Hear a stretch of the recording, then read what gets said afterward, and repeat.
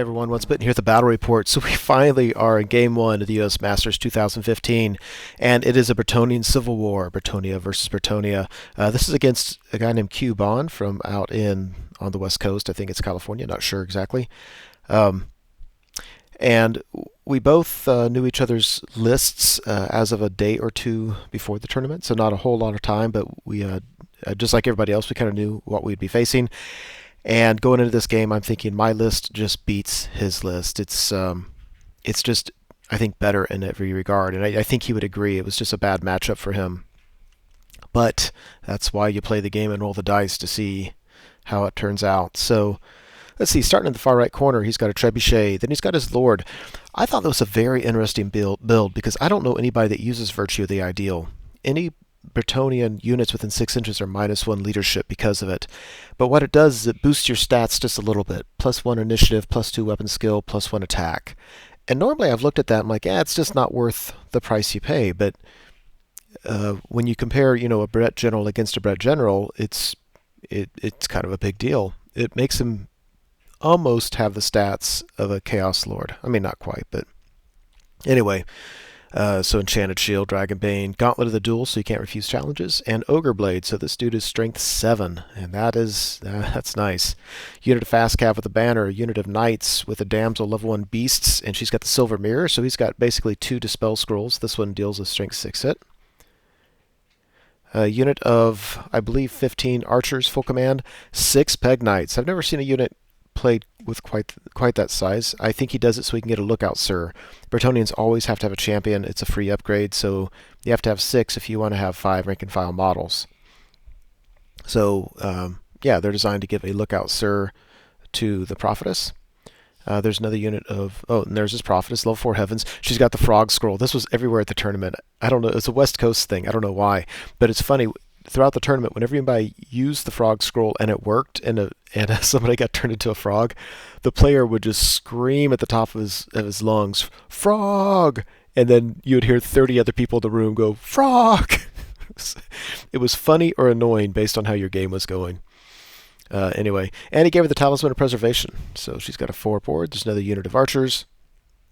There's the Battle Standard Bearer, Worm Lance, Gommel Great Helm, and on a Pegasus. So I'm looking at this, I'm like, they just seem so vulnerable to me. The General, I guess the Prophetess is the General, but the Fighting Lord and the BSB, they're all on pegs. Any kind of shooting can target them. They've got maybe one shot at a Lookout Sir, and then once one peg dies, there are no Lookout Sirs or anything. So, I think that's what I saw as a big vulnerability in the list. Another big unit of Knights. This one has another level 1 Beast, Scroll, and the Ruby Ring, and then another Trebuchet.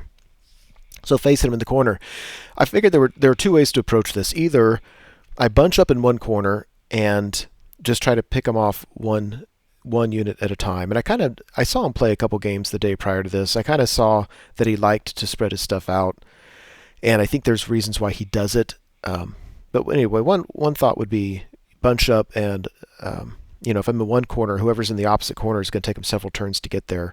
Another approach would be, if you think you have paper, scissors, rocks matchups, then just get the matchups across the table, and that makes it easier to go for a big win. So I think the safer route is to bunch up, and the more aggressive route, if you think you've got the game, is to spread out and just hope for the good matchups.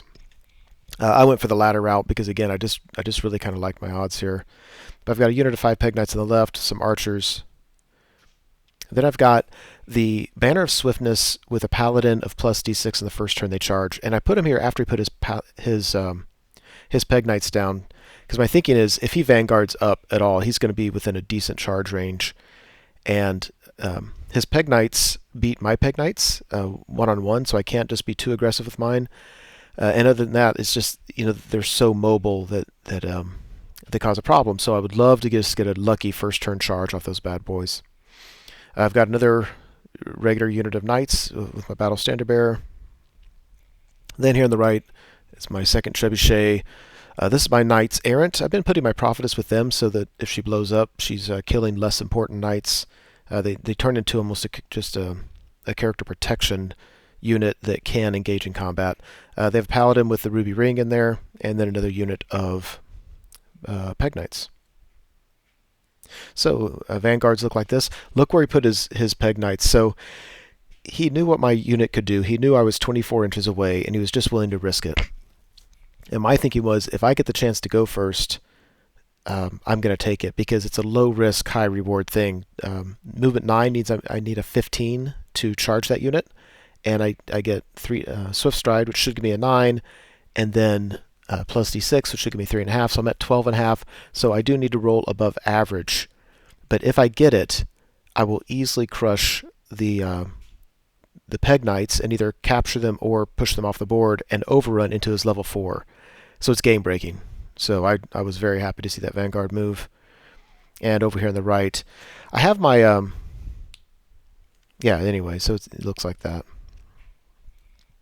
So I win the turn to go first. It was so nice being able to roll to go first.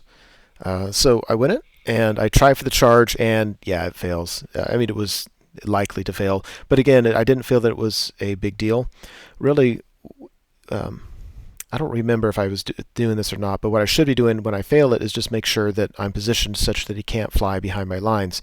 I don't think he can with that unit. 6 Peg Knights is big enough that they can't fit into small spaces. It's not like they're a single character flying around. I just need to make sure he can't fly out of my line of sight. So overall it looks like that. Yeah, there's the failed charge. That didn't exactly break my heart, but it would have been awesome if they would have made it. And I don't have a picture of it, but on the far right side, my Peg Knights are in front of his general, where his general, I'm trying to lure his general into charging them and failing a charge. I think I was kind of being really risky about it because I think I put him where he would need to roll a 10 on Swift Stride, which odds are he doesn't get, but it's not, it's still a decent chance of getting it. My thinking was if he fails the charge, I'm able to jump right over his head, get out of line of sight of his knights, get over the head of his general, and be facing that trebuchet, and then I can just start causing problems back there.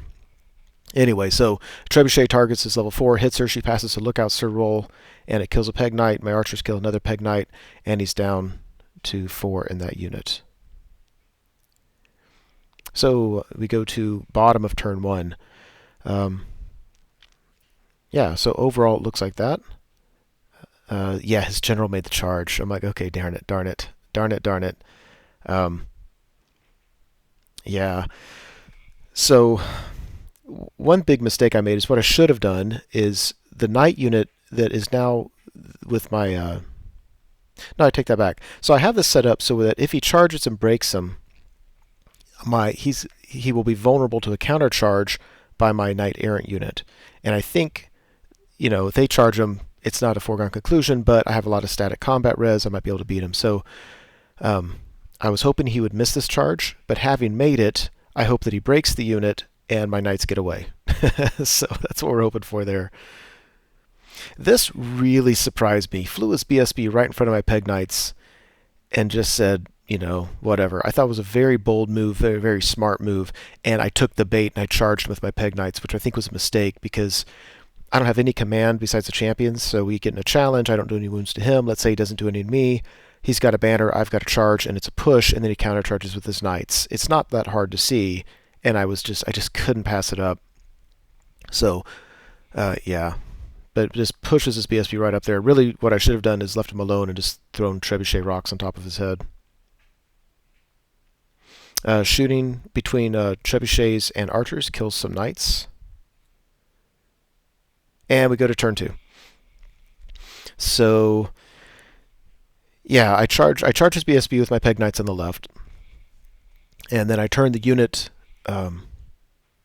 that was in the middle towards them. So after combat, if I need to, I can reform my Peg Knights, allow for a counter charge, but that assumes that I stick. But I don't think I'm going to stick once his other unit charges in there. Let's see, on the right hand side, I move up a little bit. The problem is in the middle, I don't know what to do with that BSB's unit because he's got a big knight bus. I don't want to get charged by that bus. And yeah, so over here, so he charged me on his turn. He didn't break him. That's bad. I really need him to not break now. If he breaks on my turn, then his general could just fly to safety and do whatever he's going to do, and that's awful. If my guys hold this turn, then we're okay. And actually what I should have done is reform this unit so that they could they'd be in the flank of his general. So that if my guys do hold, they could countercharge. What I was thinking was, there's no way they're going to hold. They shouldn't hold. I'm only on an 8. I won't be steadfast. He should do a few wounds to him, so I should be on like a 5. They should break. And if they do break, I want to be able to countercharge. I just need it to not be this turn. I need him to hold on this turn and then stick around, break on the next turn. Yeah, there's that dumb charge. And then we go to the magic phase, and I'm not being cavalier with the dice. I don't know how many I throw. It wasn't many.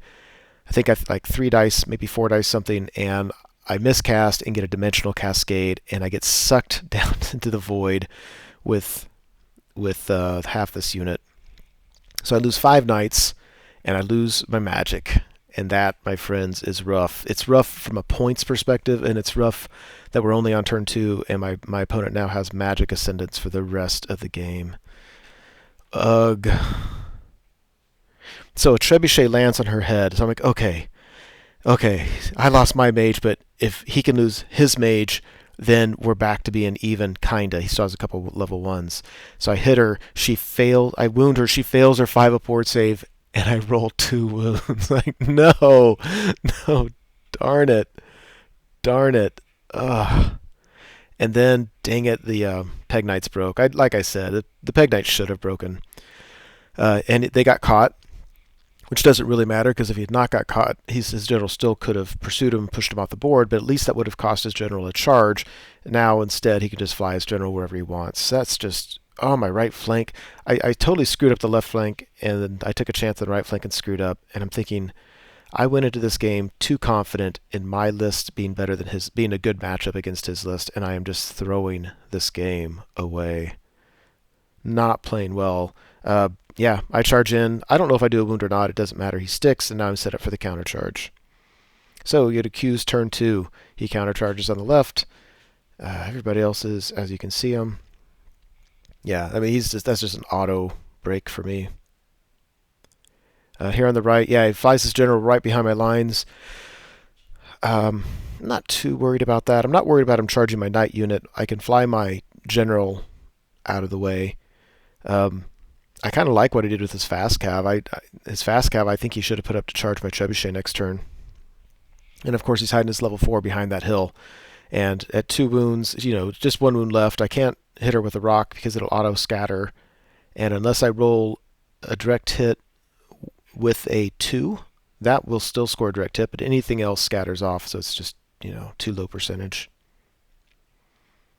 And he gets cursive. He shoots this unit and gets cursive on here off on him. So now if I countercharge, I've got to take dangerous strain test failing on a 1 or 2, which is just rough. And yeah, they're being whittled down just a couple. After combat, this was beautiful. So I break with my Peg Knights without having lost any, and he doesn't catch them. Matter of fact, I don't know if he tried to and he just rolled really low with his BSB, which kind of stopped up his other unit, or if he just reformed. I'm kind of assuming he just rolled super low with his BSB, which totally saves my Peg Knights. The problem is I've got to do something to bottle them up, or else I don't know what I'm going to be able to do. And yeah, there just aren't a lot of great options there. My bowmen fail their panic and they run off the board next turn. So OB turn 3, top of 3. On the left, yeah, I decide just to throw caution to the wind. I charge the BSB anyway. So I lose 1/3 of the unit, which is exactly what I should have lost. They passed their panic, which was appreciated. They took the second roll to do it. And they charged the BSB in the flank.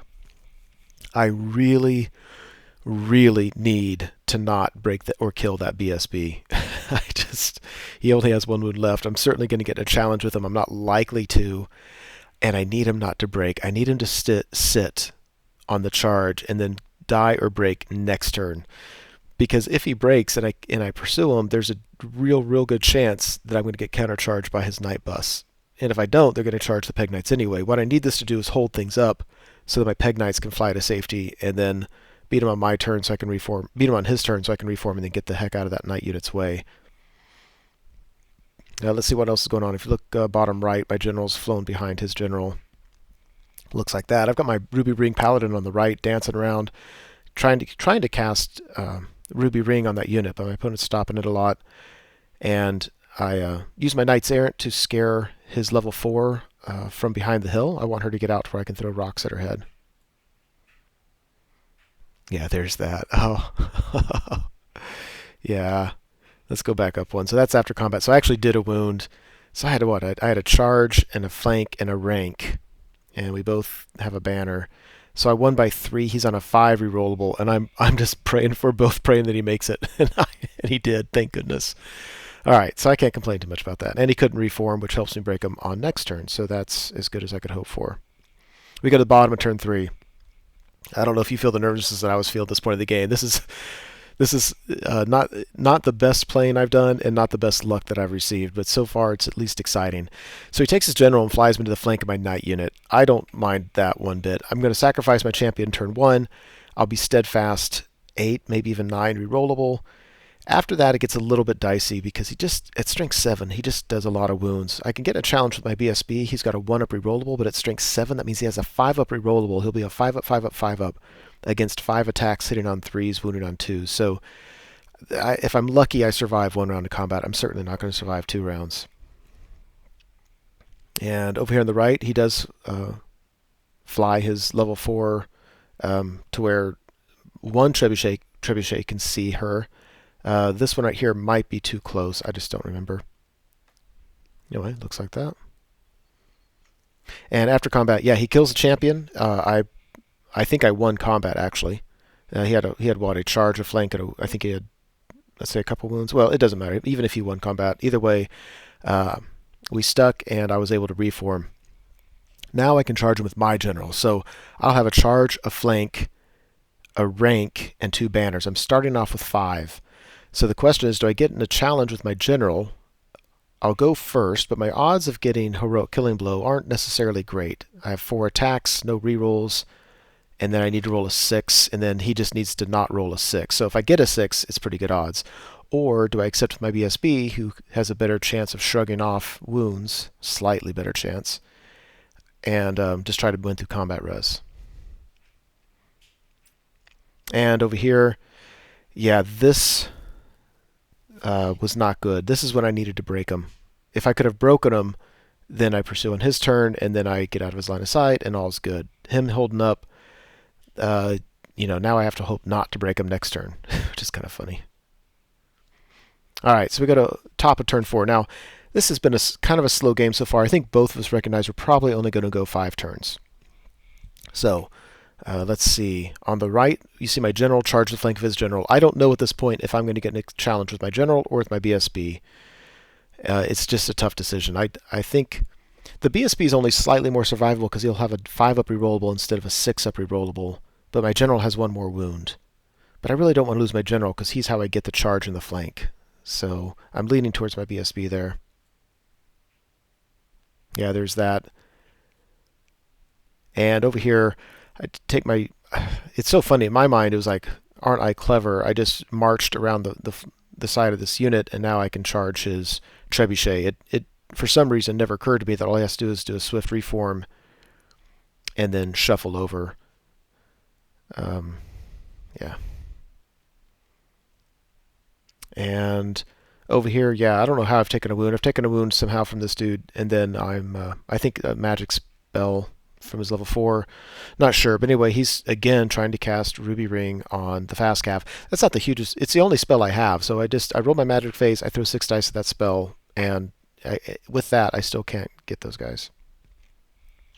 After combat, yeah, I was a little bit frustrated here. I think in hindsight, it's easy to say that my BSB was likely not to survive, but at the time, I was thinking he was pretty survivable, and he wasn't. So the guy did 2 wounds to me. I had a charge and a flank, so I won by a banner and a rank. He's on a 7, and he's stuck. So I guess next time we try with my general. And over here, he's stuck, which was awesome. The bad news was now he was able to reform, so it's going to be less likely. It's so funny, like this is huge. When does this guy break? I need him to break on my opponent's turn.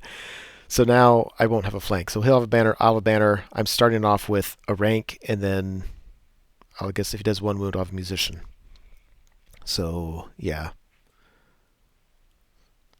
So we go to the bottom of turn 4. His fast cav charged by trebuchet. We're still locked in with his general.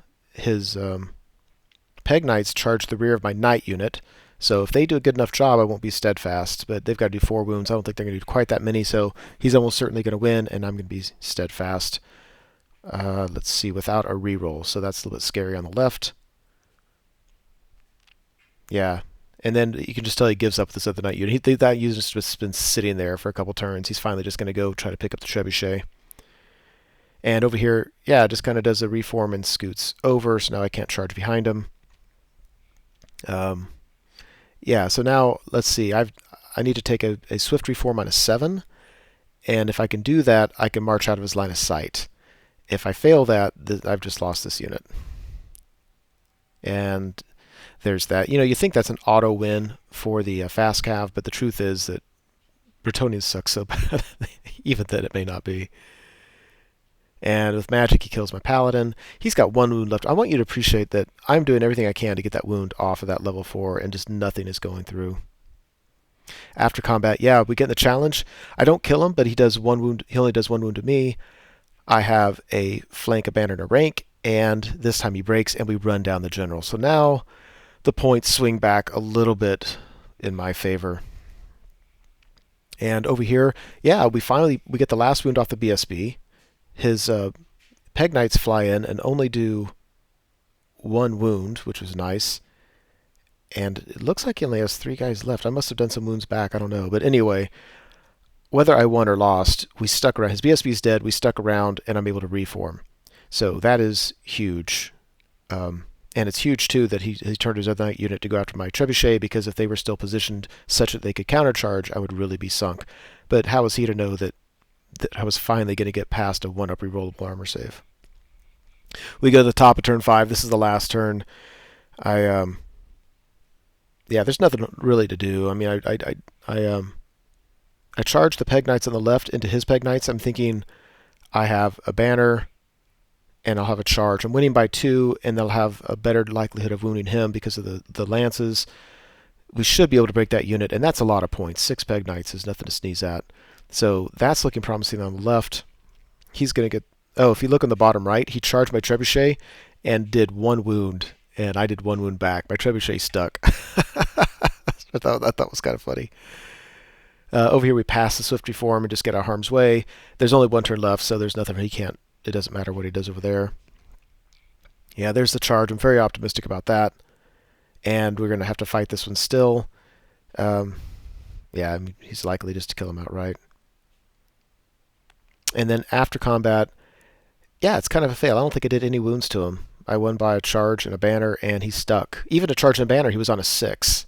But he decided to pass it anyway, so that just bites.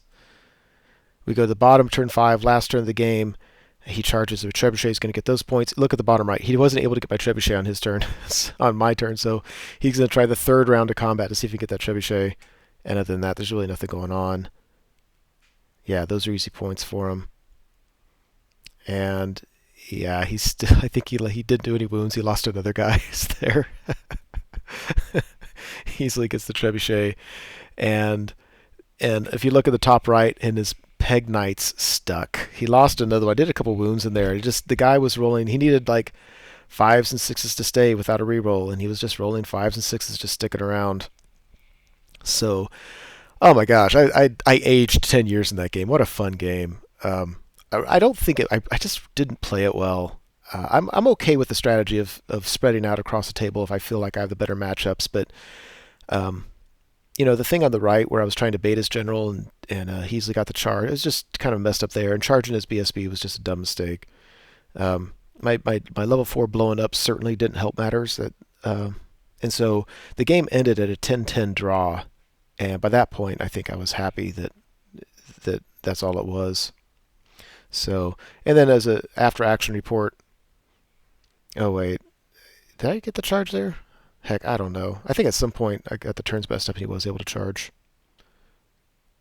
Yeah. Oh wait, I'm sorry. This is turn 6. Forgive me. I'm sorry. I thought the game was over. Anyway, nothing changed. The wrap-up is the same. We're still battling out here. I'm doing wounds. He's still rolling 5s and 6s, and there the game ends. So he never did get the trebuchet. I got the fast cav. Ends like that. It's still a 10-10. Yeah, that's what was going for. So the only mistake I made that I was really unhappy about was charging his BSB. I felt, in hindsight, there are other things I could have done better, but this was just a blatant mistake of not thinking things through and just being impetuous, and there was no call to do that. And importantly for me, that was when I went into this tournament, I was saying be patient with the pegs, don't do things rash, and I was rash. So that's the one big thing I would have done differently. Anyway, that's it for game one, 10-10 draw. I'm actually okay with that. My goal for the tournament is to get 90 battle points in 6 games. It's an average of 15 each.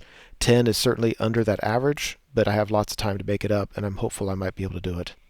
Anyway, that's it. Hope you enjoyed it. Hey everyone, Once Bitten here. Thanks for watching the video. I hope you enjoyed it. As you know, YouTube has several functions you can use to interact with videos such as this. You can like the video, you can leave a comment, you can favorite the video. I want you to know that I appreciate it when you do things like that. It feels much more interactive than simply me talking to a screen. So if you're willing to do so, please like, comment, and favorite the videos. Subscribe to the channel if you want, and you certainly are welcome to share this video on your blog or other websites if you are so inclined. Again, thanks for watching, hope you enjoyed it, and I'll see you next time.